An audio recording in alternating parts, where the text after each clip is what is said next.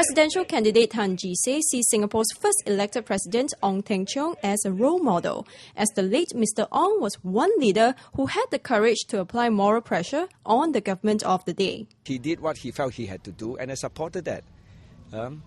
There were a lot of ministers and MPs who also spoke against the casino. I wish they had followed up on with solid action. Ask the present candidates, what did they say about the casino? And what have they done? Have they just hide behind collective responsibility and then did nothing about it? But Mr. Ong was different. He did something. And that's the mark of a true president. Thank you. Good morning. Mr. Tan was in the civil service when the late Mr. Ong served as NTUC Secretary General and later Deputy Prime Minister in the 1980s.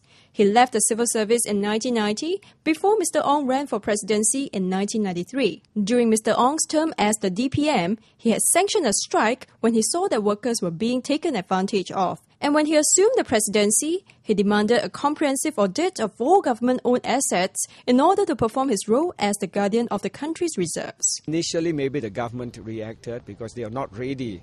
They need to take 56 man-years to compile the data.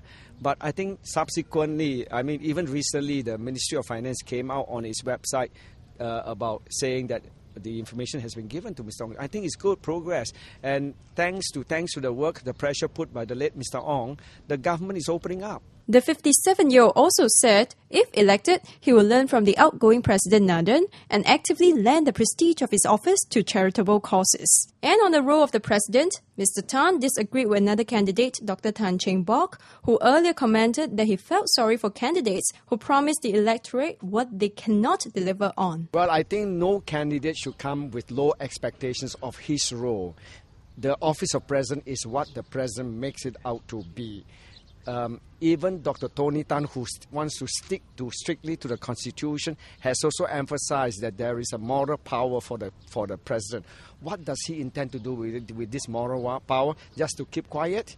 Obviously not. Mr. Tan had a walk and jog about at East Coast Park on Sunday morning, with 11-year-old Gerald Tan being the youngest volunteer in his entourage. We are here at East Coast Lagoon, the ending point for Mr. Tan Jee Say's walkabout today. His former SDP colleague Dr. Ang Yong Guan also made an appearance today, and he said he will be making a speech at Mr. Tan's rally at Toa Payoh Stadium come Tuesday. Catch the other presidential candidates' campaign activities in our other clips.